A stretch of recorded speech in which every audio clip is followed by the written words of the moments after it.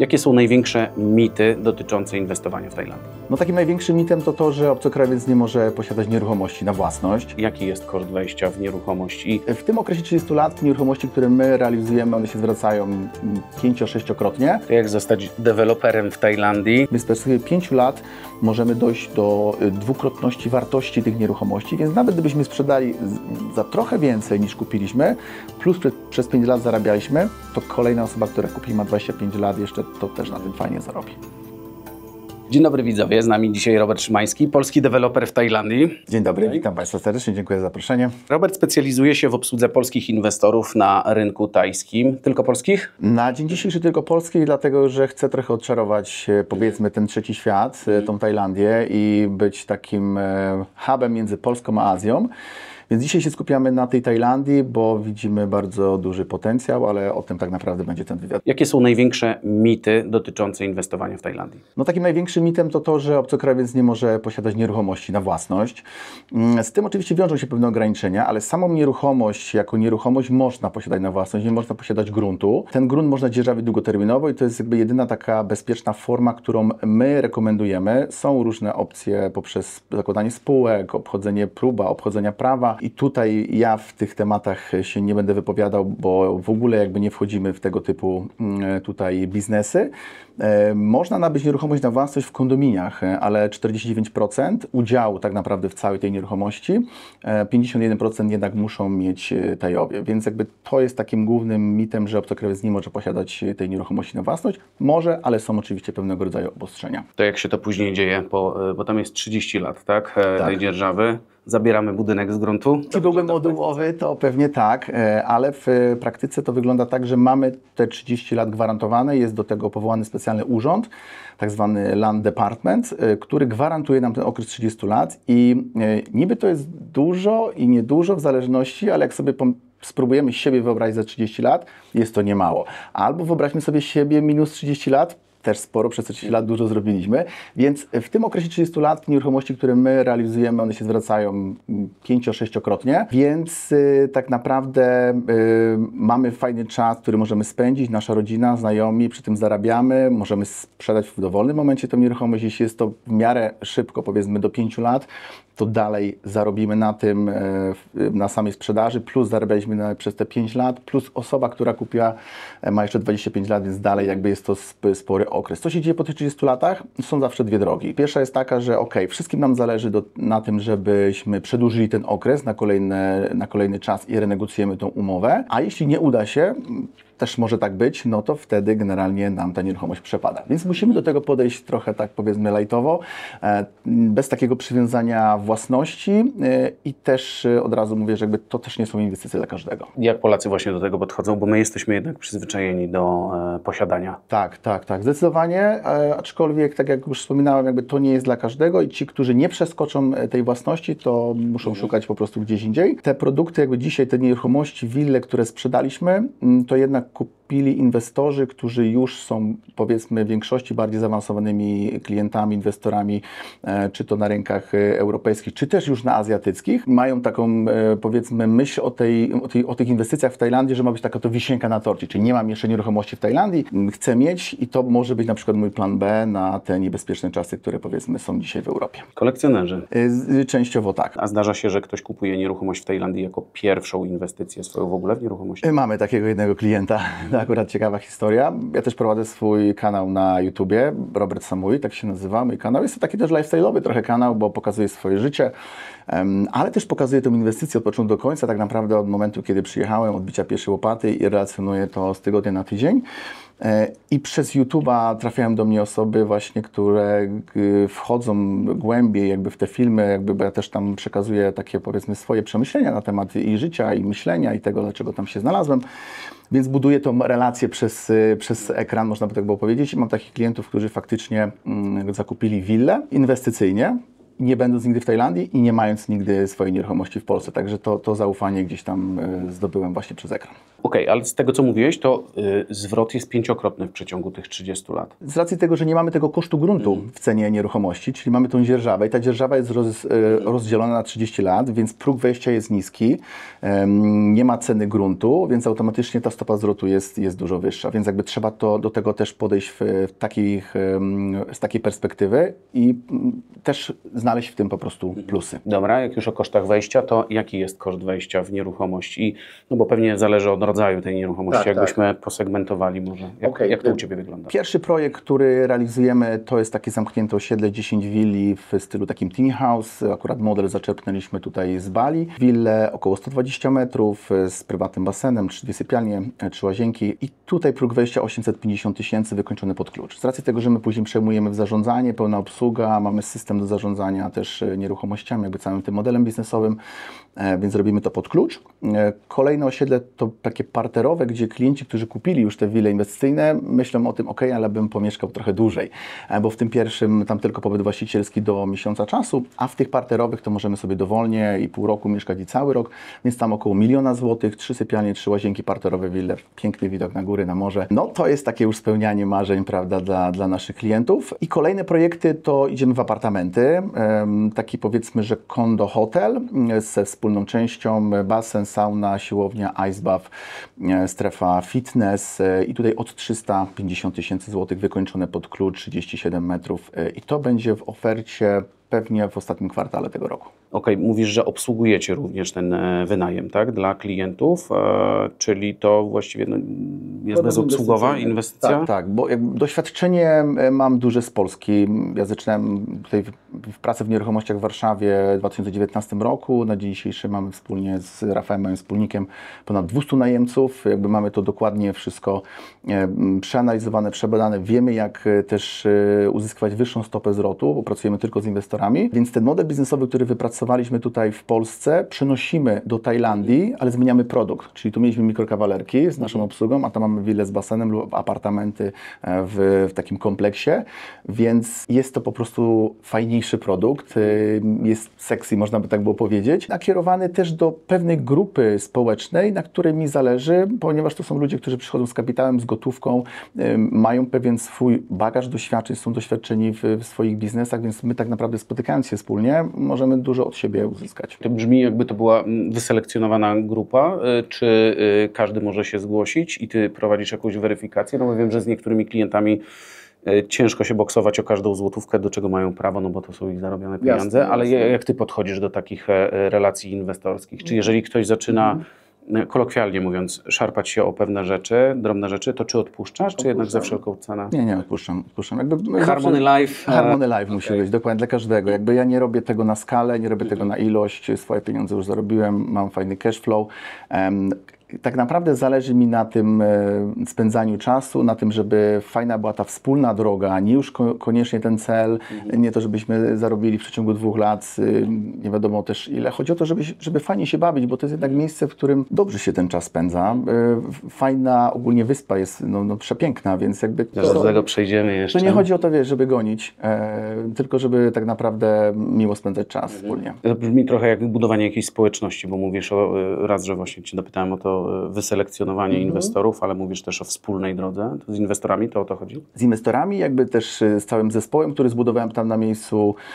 Akurat mam zespół w Polsce, który też zbudowałem przez wiele lat i współpracujemy i też się inspiruję oczywiście od nich, bo zawsze otaczam się ludźmi mądrzejszymi od siebie, jakby w tych projektach, które robię. Ale przyjeżdżając tam na miejsce, jakby musiałem zrobić dokładnie to samo, czyli znaleźć osoby, które mi pomogą w tym, które znają język tajski, które znają język angielski, które zrekrutują mi firmy, będą prowadziły te projekty, więc jakby tak naprawdę my tam traktujemy się trochę jak rodzina i też widzę, że Tajowie też tak do tego podchodzą, że jeśli coś wspólnie robimy, to nawet mówią o tym otwarcie, że jesteśmy taką jedną wielką rodziną realizującą wspólne cele. Jakie są największe różnice między inwestowaniem w Tajlandii a w Polsce, w Europie? Tutaj chodzi o ten mental na pewno, z którym się trzeba zmierzyć. Jednak Azja i Tajowie to są zupełnie inni ludzie. Oni trochę inaczej myślą, więc przekazanie im tych naszych myśli technologicznych, tych rozwiązań czasami jest trudne i nawet gdy coś mówimy, projektujemy, pokazujemy jak ma być, to często to robią. Mimo tego oni chcą zrobić lepiej, ale wychodzi generalnie różnie. Tamten, powiedzmy, styl i standard budowania przez Tajów jest zupełnie inny, więc ja wchodząc tam na ten rynek przede wszystkim zwracam uwagę na jakość i standard wykończenia, to jest dla mnie bardzo kluczowe. Słyszałem od jednego z inwestorów, że nie ma się co obawiać tego 30-letniego okresu dzierżawy, bo i tak nieruchomość będzie do wymiany przed tym upływem 30 lat ze względu na warunki tam panujące. No, jak to jest z tymi nieruchomościami? Przyjeżdżając do Tajlandii, pierwsze co zrobiłem, to pojeździłem po większościach inwestycji deweloperskich, które tam były budowane przez tajskich deweloperów i nie tylko, bo też są inwestorzy, deweloperzy z Europy. I powiem Ci szczerze, że przeraziłem się jakby w jaki sposób jest to realizowane. Widzę, że to jest taki model wybuduj, sprzedaj, zapomnij. Nie do końca mi to pasuje. Jakby proste rzeczy, które wystarczy wdrożyć w tym standardzie, chociażby izolacja pionowa pozioma fundamentów, izolacja dachu, rynny, czy wentylacja, czy syfony, tego nie ma w standardzie w ogóle w tajskim budownictwie. Czy ściany na przykład, które oni budują, 7 cm, a my dajemy normalne ściany grube 20 cm, więc jakby to później powoduje, że wchodząc do tej willi, nie czuć tego zapachu, tej wilgoci. Dajemy dobrej jakości materiały, jeśli chodzi o okna, o w ogóle całe wyposażenie. Wszystkie meble ściągamy z Bali, mamy producentów pięknych mebli, przede wszystkim z drewna teakowego, które jest stosowane chociażby na jachtach, na podłogach, więc to jest bardzo dobrej jakości drewno i ja wolę dołożyć dzisiaj trochę więcej do tej inwestycji, nie że tylko i wyłącznie wykręcić z niej jak największą stopę zwrotu dla mnie, ponieważ my będziemy tym zarządzać. Nie chcemy mieć problemów za 2-3 lata, żeby właśnie trzeba było to wymieniać i naprawiać. Lepiej to zrobić raz a dobrze. I faktycznie mam kilka takich sygnałów i od znajomych, którzy kupili po prostu gdzieś u tajskich deweloperów, że właśnie wychodzi wilgoć po pół roku, po oddaniu gdzieś tam, prawda, na ścianach. No i to się wiąże z tym, że jednak oni naprawiają ten skutek, który jest, tak? Czyli ściągają ten tynk ze ściany, zaklejają a nie tę przyczynę. Więc jakby no tutaj widać trochę ten inny mental. A sami nie mieli takiej potrzeby, żeby zrobić coś lepiej, no bo izolacja wydaje się podstawa, rynny, tak. Z tego co mówisz, wprowadzasz nowy standard jakiś tam? Ja tak, tam akurat znajomi, którzy też, mówię, poznaliśmy się, bo też dużo Polaków mieszka na wyspie i pokupowało różne wille, no mówili im o tym jakby, no załóżcie rynny, ale a po co? Jakby nie widzą tej potrzeby. Oni często po prostu nie widzą tych rzeczy takich, które faktycznie mogą się przydać długoterminowo. To jest raczej takie krótkoterminowe podejście tych Tajów. No dobra, a skąd w ogóle pomysł, żeby na Koh Samui budować? No, to jest też ciekawa historia, wiesz, tak jak wspominałem, robiłem inwestycje w Polsce, robiliśmy te flipy przez wiele lat i robiąc te mieszkania inwestycyjne, naturalnym rozwojem było pójście w deweloperkę, więc w Warszawie wybudowałem 2 osiedla. Na pierwszym się nauczyłem budować, akurat nie zarobiłem, na drugim generalnie już poszło dużo lepiej, zbudowałem swój zespół, jakby na oczywiście doświadczeniach poprzedniego, co robiłem tu zupełnie inaczej. Akurat tutaj w Warszawie skończyliśmy 16 segmentów takiej zabudowie bliźniaczej na Wawrze i zawsze gdzieś tam od wielu lat, jak w sumie taki młody chłopak 18-letni wyjechałem do Włoch pracując jako pizza ragazzo, moja taka pierwsza praca. Tam zobaczyłem palmy, zobaczyłem piękną pogodę, uśmiechniętych ludzi i tak mi to utkwiło w głowie, że taką miałem wewnętrzną myśl, że zawsze chciałbym mieszkać w ciepłych krajach. Lubię też ciepło.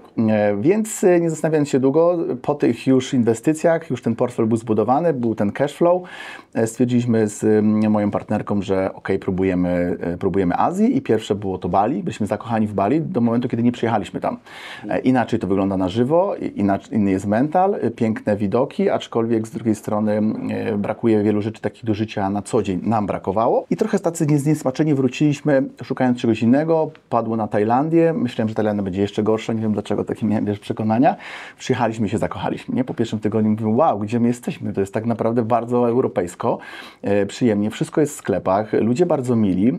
Po miesiącu tam wróciliśmy na 2 miesiące, z powrotem kupiliśmy bilet na kolejny miesiąc, żeby się utwierdzić i powiedzieliśmy OK, przez kolejną kartę. I 3 miesiące układaliśmy jeszcze te biznesy, żeby to wszystko tam poukładać, poprzepisywać, pełnomocnictwa.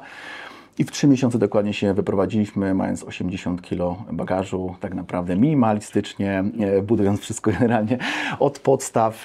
Więc powiedzmy, że zaplanowane, ale też na takim dużym spontanie, a z racji tego, że jakby no, mam to doświadczenie, wiem jak te modele biznesowe układać, wiem jak pozyskiwać kapitał, trudniej się sprzedażą od wielu, wielu lat, więc stwierdziłem, że oczywiście pomagając sobie, pomogę też innym, więc realizuję siebie, swoje marzenia, architektoniczne marzenia, piękne projekty i dzięki temu też zarażam inwestorów do tego, żeby też spróbowali i odważyli się tą chociażby jedną nogą tam wskoczyć raz na czas, właśnie żeby i na wakacje, czy po prostu inwestycyjnie, to już oczywiście dowolnie. To jak zostać deweloperem w Tajlandii, mając 80 kg bagażu, bilet w jedną stronę i właściwie wizję, tak, na miesiąc mieliście polecieć? Tak. Jak to się poukładało? Jak się zostaje deweloperem w Tajlandii? Trzeba mieć dużo pokory w sobie, to na pewno i ten entuzjazm, powiedzmy, który jest, tą presję taką, powiedzmy, taką naszą europejską, ten taki system działania szybki, trzeba trochę przygasić tam i przez 2 miesiące faktycznie próbowałem puszować wiele rzeczy, robić szybko, tak jak tutaj żyje się w Warszawie, prawda, wszystko się dzieje, jakby te sprawy się załatwia w miarę szybko, to tam jest takie przysłowie sabaj, sabaj. I tego się trzeba nauczyć, czyli wolno, wolno. I Tajowie to widać na co dzień. I to, czego się nauczyłem, to zauważyłem, że im wolniej, tym szybciej. Czyli te wszystkie procesy, które zacząłem realizować, nie nastawiałem się konkretnie na sukces ich, że one się muszą wydarzyć w tym czasie, tylko przyglądałem się, jak one się rozwijają i uczyłem się tego, jak oni myślą. Do tego oczywiście tajskie prawo, urzędy, jak to wszystko działa, czyli nauka tak naprawdę, takim spokoju, że zaufaniu przede wszystkim, dam radę, tylko muszę się tego nauczyć, to jest zupełnie inny rynek. Zaufaj procesowi. Zaufaj procesowi, dokładnie. I tak realizuję w ogóle jakby swoje życie, że jakby spodziewam się tylko najlepszych rzeczy.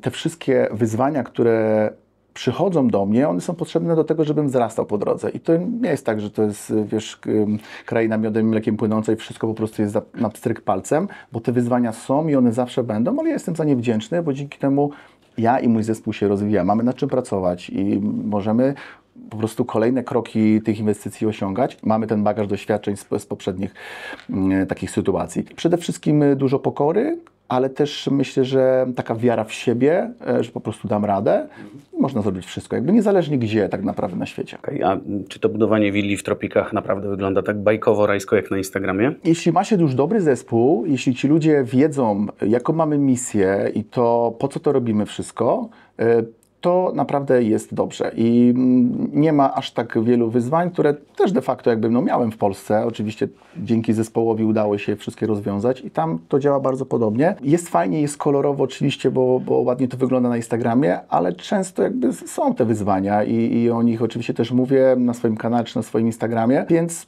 nie jest tak kolorowo, ale można. A jak z ekipami budowlanymi? Jeżeli już mówimy, że nie jest kolorowo, coś czuję, że to jest tu, ale czy to prawda, czy to jest tylko mit w mojej głowie? Wiesz co, powiedzmy, gdybym ja rekrutował bezpośrednio te ekipy remontowe, to myślę, że byłoby dużo trudniej. Między mną a tymi Tajami, z którymi współpracuję, jest powiedzmy, taki mój święty graal, można by tak powiedzieć, to jest Taj, który urodził się w Danii. Jego rodzice byli ambasadorami polskimi, tajskimi w Danii i dosłownie od 5 lat mieszka dopiero w Tajlandii. Mówi po tajsku, wygląda jak Taj, ale ma mental europejski. Czyli my rozumiemy tak naprawdę siebie doskonale, bo chodzimy z Europy i on przekłada jakby tą moją wizję plus jego doświadczenie dopiero jakby na tych Tajów i na ten zespół, żeby jakby... Na ich mental. Na ich mental, dokładnie. Czyli po prostu ta rozmowa po tajsku jest tutaj bardzo ważna. On ich rozumie, przekazuje mi i mnie rozumie, on przekazuje im. Bufor. Dokładnie, dokładnie. I to jest, myślę, że takim kluczem w prowadzeniu tych inwestycji. Bez niego byłoby to dużo trudniejsze i już widzę elementy, w których po prostu oni by mnie łatwo naciągnęli. Mimo tego, że oni są naprawdę fantastycznymi ludźmi jako Tajowie. Kultura buddyzmu, wiara w karmę i na co dzień, prawda, jak przyjeżdżamy na wakacje, to widzimy to, że oni po prostu lubią drugiego człowieka i tacy są. Ale jak to ludzie, czasami po prostu jeśli wchodzą pieniądze, duże pieniądze, bo to są duże projekty, wchodzi chciwość i ta chęć tego posiadania tu i teraz, a wystarczy sobie tą gratyfikację na spokojnie oddali w czasie i wszystko się ułoży. W instaczasach może być ciężko. Instaczasach. Tak, w tych takich natychmiastowych gratyfikacjach. Tak.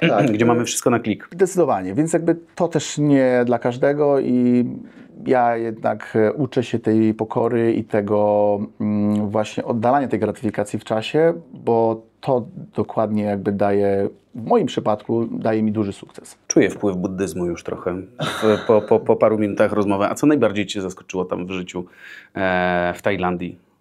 Mówimy o ich podejściu, czy to było to, czy coś jeszcze innego? Ja musiałem wyjść ze swojego polskiego kaca mentalnego, bo jak my Polacy generalnie często myślimy, że jak ktoś daje nam coś za darmo, to chce w zamian.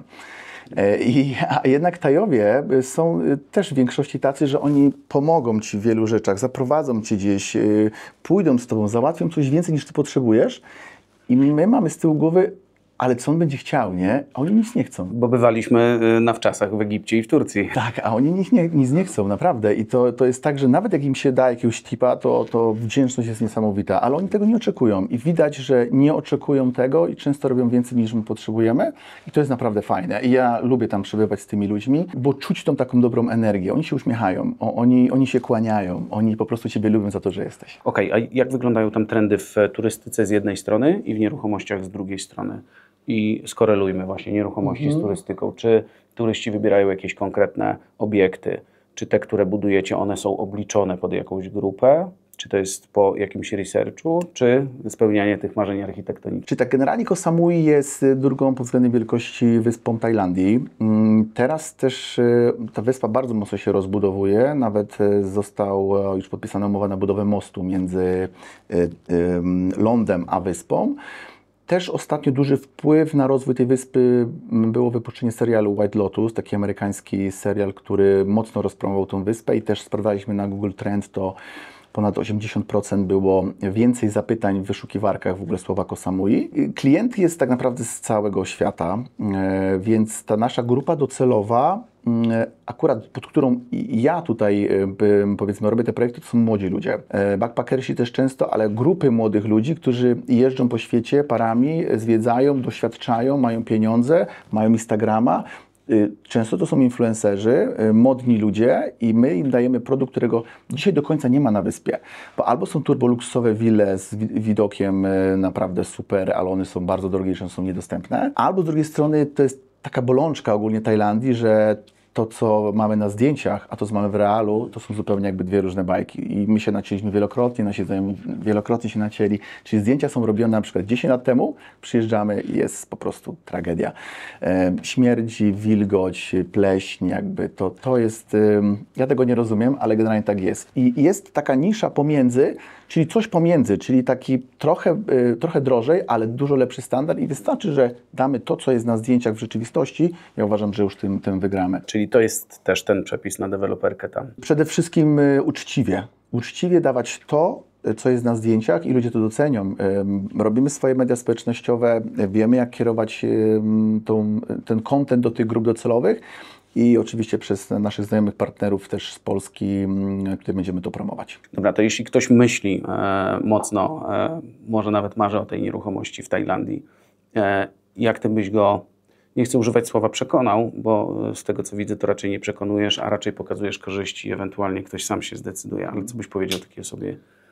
Polakowi, który ma swój mental Tak. i jest przyzwyczajony jednak do własności. Po prostu spróbować, po prostu zaryzykować, odważyć się, iść za marzeniami, ponieważ jak można z tych produktów korzystać, świetnie się bawić z rodziną, ze znajomymi, to przy okazji zarabia, więc mamy klientów, którzy mieszkają pół roku będą w Polsce. Stopa zwrotu jest na tyle wysoka, że nawet korzystając z tego swojego wypoczynku dość długo lub dając to swoim znajomym, no to i tak wychodzi dużo więcej niż w Polsce. Tutaj szacujemy około 15% średnio rocznie. Z racji też rzeczywiście tego, że nie mamy tej ceny gruntu, prawda, w cenie tej nieruchomości. Te 15 to jest przy założeniu, ile jakbyśmy nakreślili tę wizję widzom, ile pobytu właścicielskiego wtedy jest? Generalnie jakby w tym projekcie pierwszym to jest miesiąc czasu. I jeśli chodzi o kolejne projekty, to jeśli klient wybierze ten czas poza wysokim sezonem, to uważam, że niewiele się zmniejszy, bo tutaj mamy największy ten pik w wysokim sezonie, który trwa od połowy grudnia do końca marca i liczyliśmy, że nawet gdybyśmy tylko obłożyli ten sezon, to reszta to jest bonusem. Także to naprawdę jest dobrze. Później mamy wakacje od czerwca tak naprawdę do września, jest znowu sporo ludzi.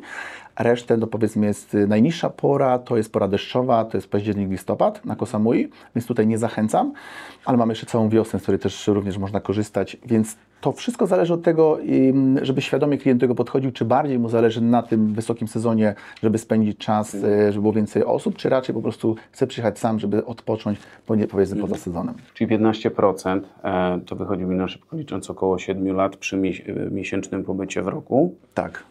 Plus jeszcze na koniec sprzedaż ewentualnie. Możemy i najbezpieczniej, powiedzmy, jeśli ktoś myśli o takim flipie, to najfajniej by to było zrobić w przeciągu 5 lat, bo wtedy przez 5 lat zarabialiśmy, sprzedamy za trochę więcej niż kupiliśmy. Też powiem dlaczego, bo dzisiaj na przykład te ceny nieruchomości, które mamy na Koh Samui, one są 2 razy niższe niż na Phuket. Także widać tą tendencję wzrostową. Phuket już doszło do pewnego takiego swojego momentu. Koh Samui będzie równać? A Koh Samui może nie tak dynamicznie, tak, bo tam mamy napływ kapitału z Rosji. Tutaj na Koh Samui tego tak nie ma, ale jakby cała reszta Europy dzisiaj bardzo intensywnie inwestuje i ten rozwój widzę w perspektywie roku, ile tak naprawdę już te nieruchomości urosły, więc w perspektywie 5 lat możemy dojść do dwukrotności wartości tych nieruchomości, więc nawet gdybyśmy sprzedali za trochę więcej niż kupiliśmy, plus przez 5 lat zarabialiśmy, to kolejna osoba, która kupi, ma 25 lat jeszcze, to też na tym fajnie zarobi. Dzięki za insighty, za odsłonięcie kulis deweloperki w Tajlandii. Czego Ci życzyć biznesowo? Ja bym generalnie chciał, żeby ludzie byli bardziej odważni, po prostu. Czyli może nie tylko mi, ale jakby to takie przesłanie ogólne do klientów, po prostu nie bójmy się, róbmy to, działajmy. Z tym przesłaniem Was zostawiamy. Dzięki, Robert. Dziękuję. Dzięki.